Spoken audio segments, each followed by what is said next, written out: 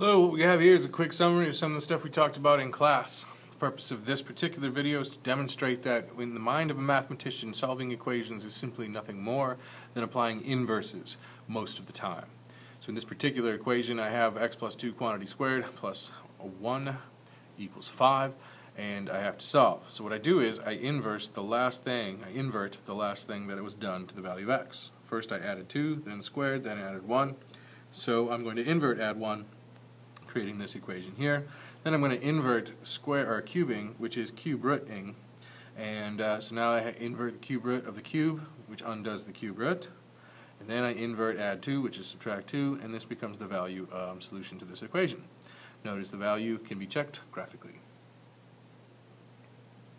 Another equation, it looks different this time. I said square before, but I meant cubed. This is now squared, but I still invert the 1, invert the square with the square root, and then I invert absolute values, and then I invert add 2, and I get two different solutions, which is verified graphically.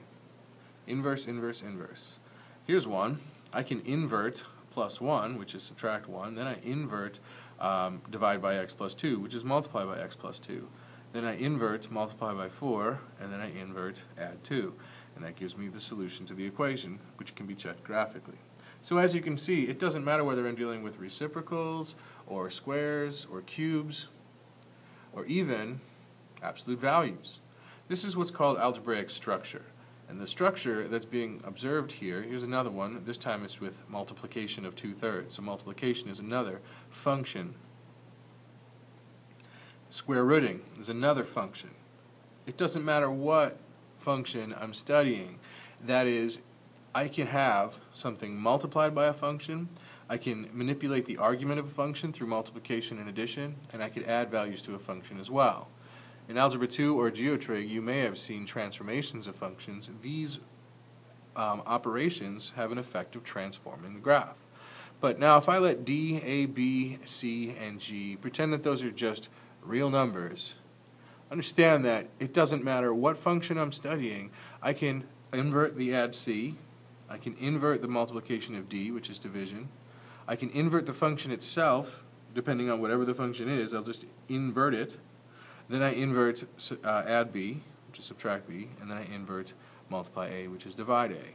So this is a general form solution of any equation that is in this particular form. Algebraic structure.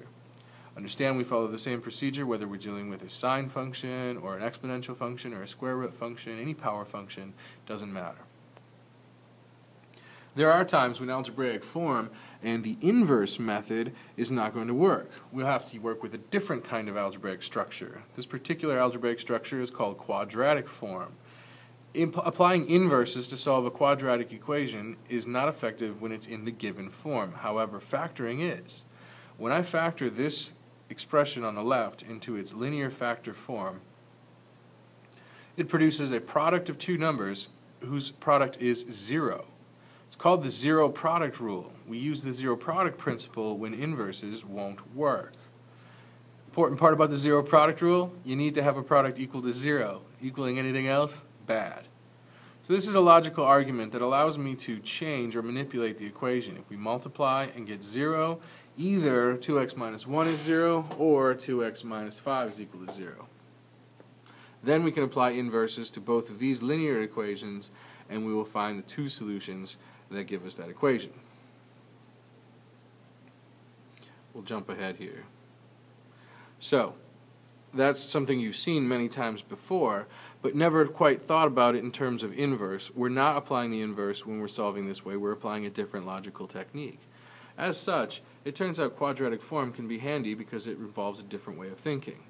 Before I get to that, I wanted to demonstrate that we can apply the zero product principle, or we could apply the inverse approach if we manipulate a quadratic equation the right way. Here's a simple example to illustrate that fact. You can pause the screen and read it if you like. But I wanted to move on and talk to you a little bit more about algebraic structures. The one algebraic structure that we saw was the idea that a function can be inverted along with all the other operations like adding, subtracting, and multiplication. But now I want to look at this and talk about quadratic form Oh, I'm sorry, this is actually a different slide, my bad. This is something that does talk about quadratic form and what if it's not factorable.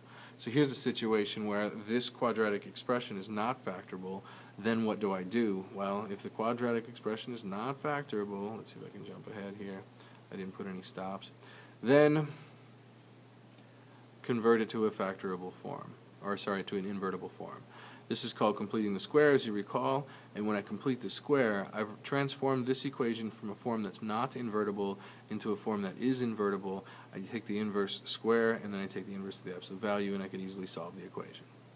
The last point I wanted to make, quadratic form itself. To a mathematician, the equations that I'm writing out here seem identical in the beginning. You see, I would factor a quadratic expression like this as the product of x minus 3 times x plus 2.